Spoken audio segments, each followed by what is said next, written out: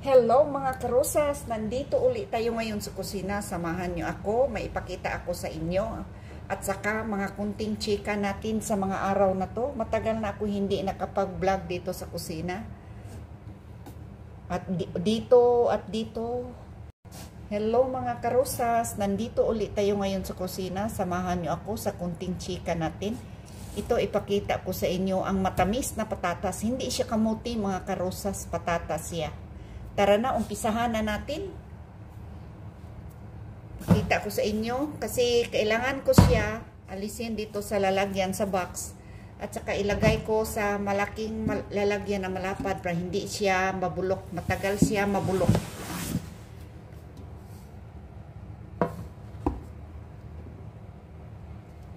Ito nga patatas na to mga karosas, yellow ito.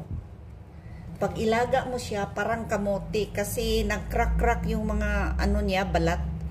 At saka iba siya, parang ang sarap na patatas.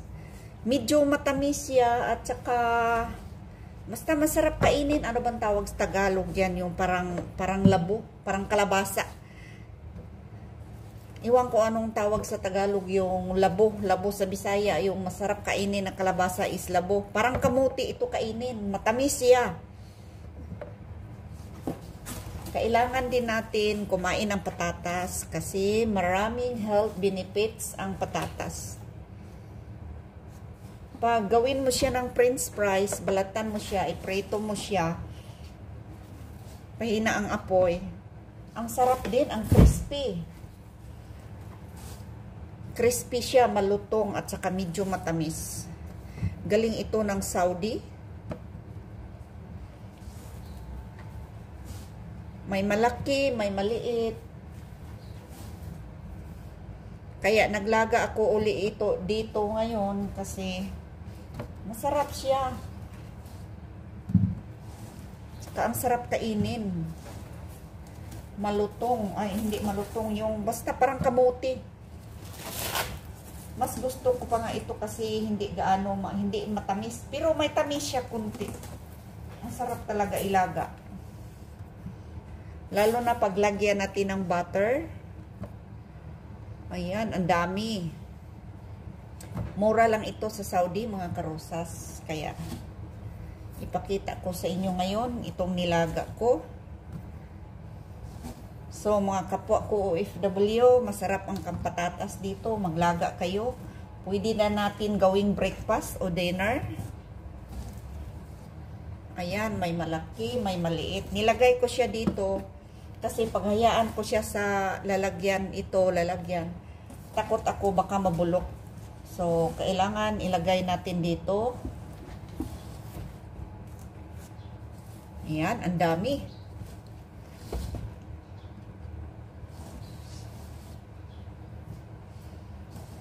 Mura lang ang mga patatas dito.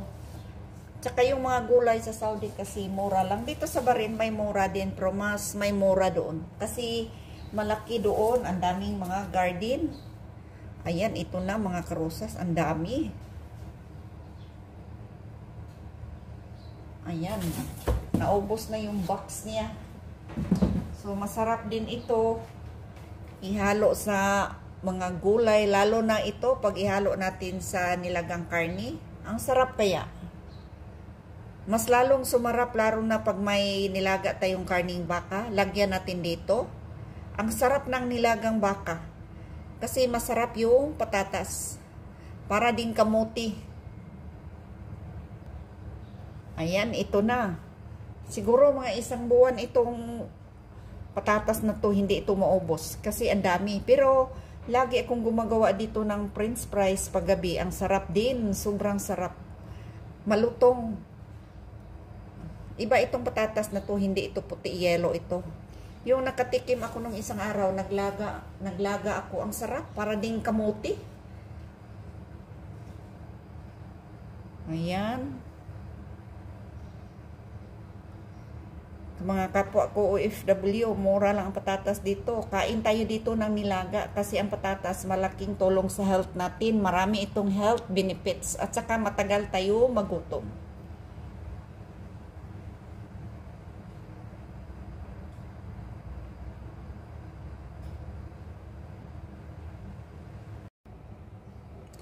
Ito na mga karosas, luto na yung nilaga nating patatas. Ayan. Gawin ko ito siyang sambusa kasi malapit na Ramadan. Ayan, so tingnan nyo mga karosas, parang kamote.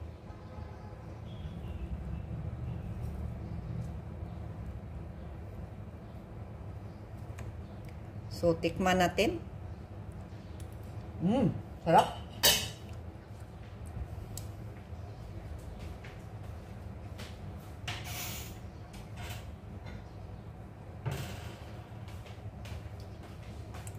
Sa lahat ng patatas na tikman ko mga karosas, ito lang ang pinakamasarap. Para siyang sweet potato, parang kamote.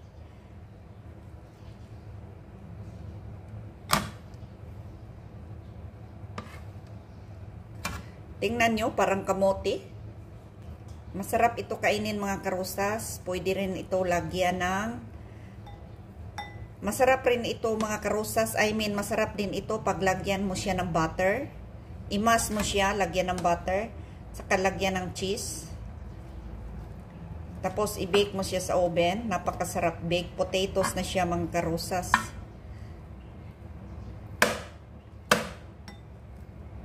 Ayan.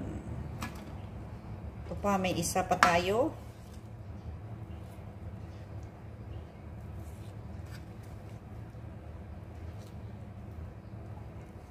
Ang init.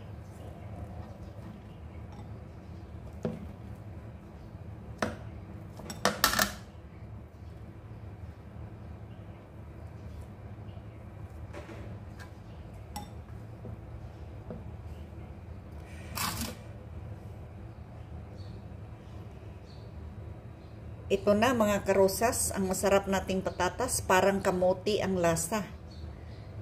Matagal na ako dito, ngayon lang ako nakakain ng patatas na ganito, kasarap, medyo matamis siya, basta napakasarap.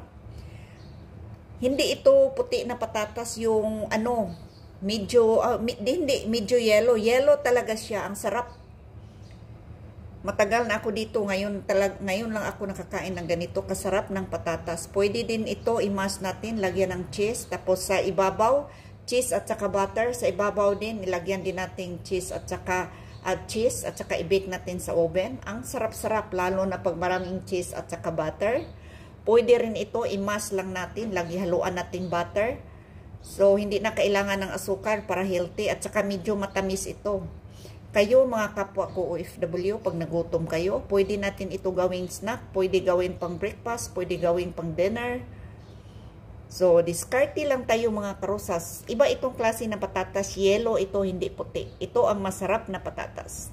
Hanggang dito na lang tayo. Thank you so much for watching. Please don't forget to subscribe, like, share, and comment. And tap the bell para updated kayo sa sunod na mga videos.